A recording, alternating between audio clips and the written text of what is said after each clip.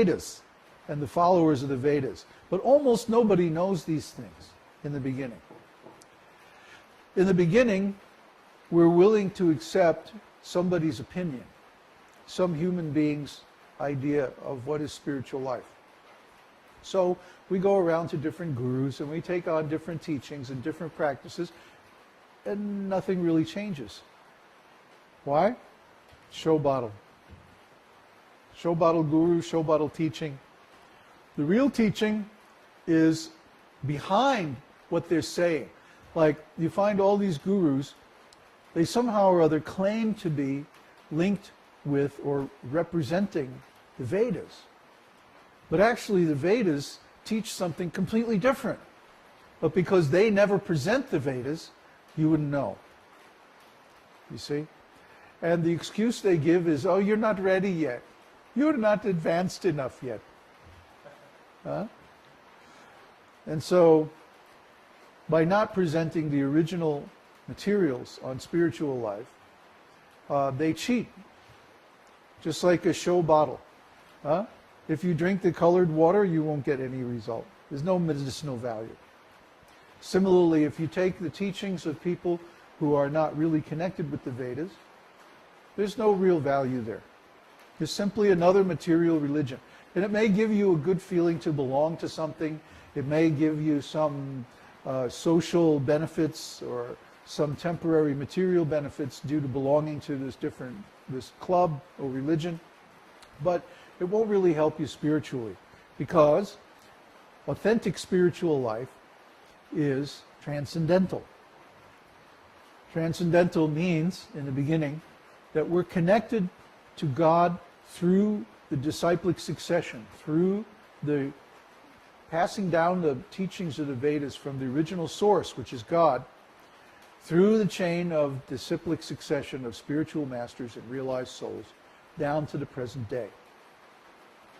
So just like the lights here and the cameras and everything are plugged into the electrical circuit, the reason why they work is because the circuit goes back along the pole down to the substation and then to the transmission line all the way back to the powerhouse.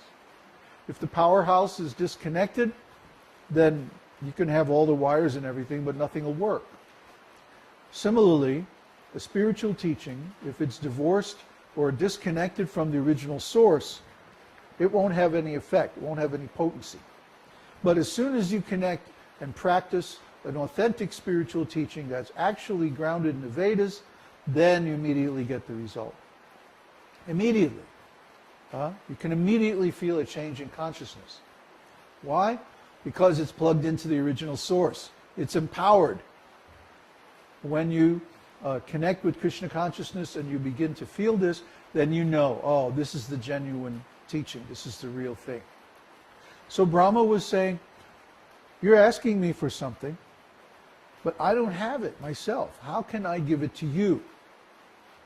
Similarly, how can these show bottle gurus give you the absolute truth if they don't have it themselves? And of course, the trick is, how do you tell a bona fide guru, a real guru, from the show bottle guru? Well, you have to know. You have to be you yourself connected with the Vedas. That's why we always give the original Vedic verses and reference and a link to where you can read the context and get the complete meaning from the original text. See, we don't cut you off from the original. We don't claim to represent the original, but actually keep it away from you. We give you the original text, unedited, just plain, and then you can figure out by yourself, from reading it, what the actual meaning is. So, to go on. Hiranyakashipu then asked Lord Brahma, well, since you're in the mood for giving me a benediction, why don't you give me the benediction that I will not be killed by a human being, or a demigod, or a demon, or an animal. I won't be killed in the day, I won't be killed in the night. I won't be killed on land, water, air, or space. I won't be killed. He tried to ask all the different possibilities of how he would not be killed. And Brahma said, yeah, well, I can give you that. That's all right. Yeah, I'll give you that benediction. And then he went back to his planet. And Hiranyakashipu then felt, I'm immortal, I can do anything, I'm indestructible, undefeatable. And he began to conquer the different planets and actually kicked the demigods out of their planets. He took over the throne and palace of Lord Indra, the king of the demigods. And then he began to accept all the tributes and offerings that are normally offered to the demigods. Hiranyakashipu started to accept them. And it's described that his management of the universe was very nice. That all the crops grew on time, the weather was very nice, the sun went around in its orbit out of fear of Hiranyakashipu. But only one problem. He wouldn't allow any Vedic sacrifices. See, he was a demon. He hated God. So, at one time there was a big war between the demigods and Hiranyakashipu. The demigods were trying to take back the heavenly planets, and actually for a time they kicked out Hiranyakashipu. They were able to kick him out for a little while and capture his wife.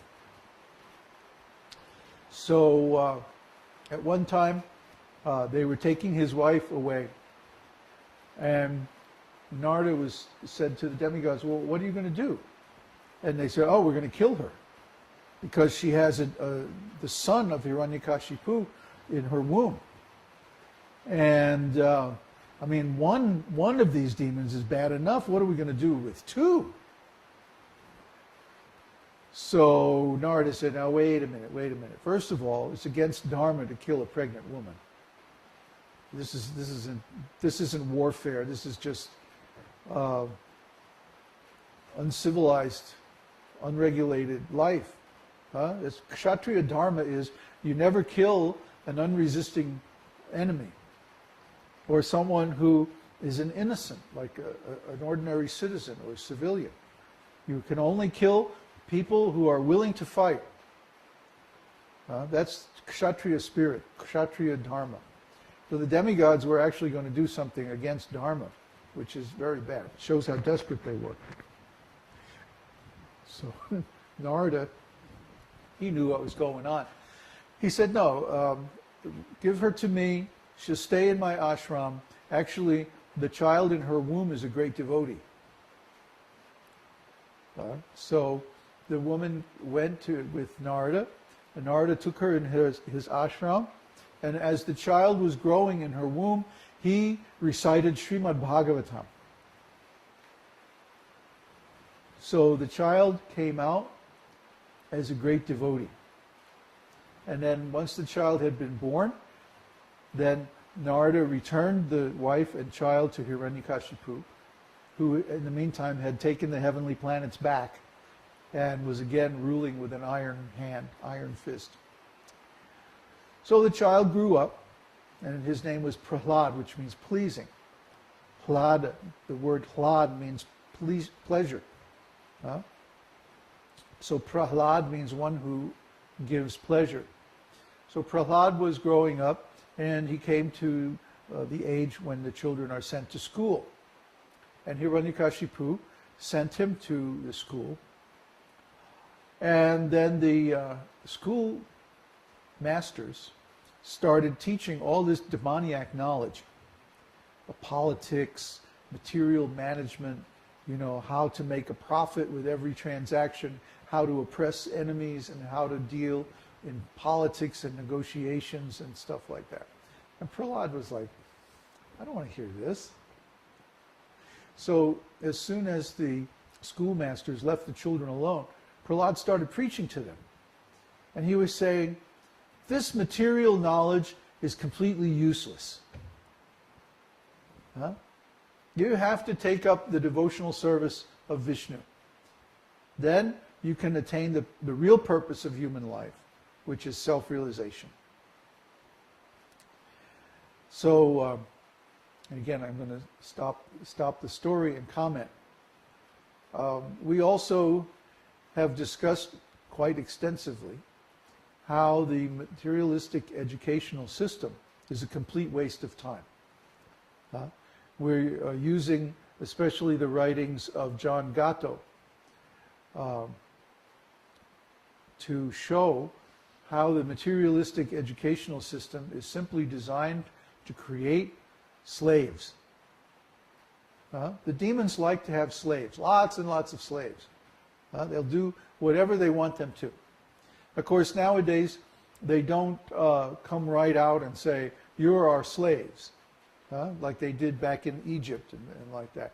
Instead, they use money to control everybody from behind the scenes. So money, corporations, business, the way the whole world is set